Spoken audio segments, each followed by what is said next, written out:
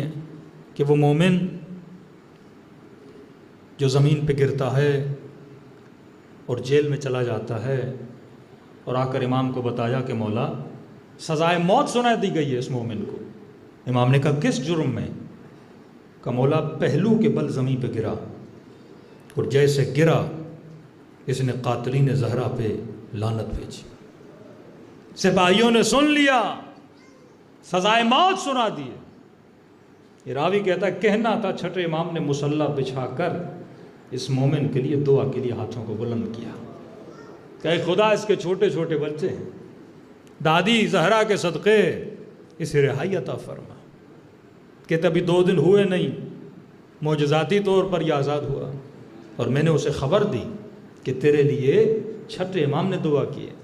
کہتے آیا مولا سے ملنے کے لیے، قدم بوسی کی، شکریہ ادا کیا. امام نے اسے بٹھایا اور کہا کہ میری دادی کے قاتل پہ بہت سارے لوگ لعنت بھیجتے ہیں، لیکن تیرا انداز عجیب تھا کہ جب تو گرا تب تو نے لعنت بھیجی. اس کی وجہ کیا ہے؟ کہتے مولا جب گرا تو چونٹ میری پسلی میں آئی. کہتے مولا پسلی ٹوٹی نہیں تھی، چونٹ آئی. اچانک آپ کی باتیں میرے ذہن میں آ گئیں کہ آپ کی دادی کی پسلیاں ٹوٹ گئی تھی. مولا اسی وقت میں سوچنے پر مجبور ہوا کہ چونٹ آئی ہے، پسلی ٹوٹی نہیں ہے، مجھ سے اٹھا نہیں جا رہا.